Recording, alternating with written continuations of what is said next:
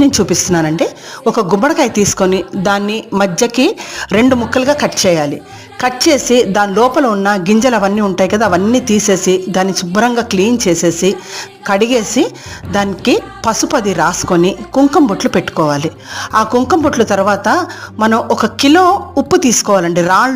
రాళ్ళుప్పు ఎంతటి దిష్టినైనా తీసేస్తుంది. రాళ్ళుప్పు తీసుకొని, అంటే ఇది మామూలుగా ఏంటంటే విస్తరాకులు ఉంటాయి కదండి, మనం యూజ్ అండ్ త్రో వాడతాం కదా, అలాంటి విస్తరాకులు తీసుకొని దాంట్లో 1 కిలో ఉప్పుని, రాళ్ళుప్పుని నేను 2 ముక్కలు వస్తాయి కాబట్టి రెండిట్లో విస్తరాకుల్లో సగం సగంగా వేసి పెట్టాను. అప్పుడు ఈ గుమ్మడికాయని మనం పసుపు అంతా రాసేసి దానికి కుంకుమ బొట్లు పెట్టేసి ఈ విస్తరాకుల్లో పెట్టి దాంట్లో ముందుగా మనం నవధాన్యాలు వేయాలి. నవధాన్యాలు వేసేసి దాంట్లో నల్ల నువ్వులు కూడా వేసి నువ్వుల నూనె పోసి శుభ్రంగా దీపం పెట్టుకోవాలి. ఈ దీపం పెట్టుకున్న తర్వాత కాలభైరవ అష్టకం అనేది ఒక 11 సార్లు చదువుకుంటే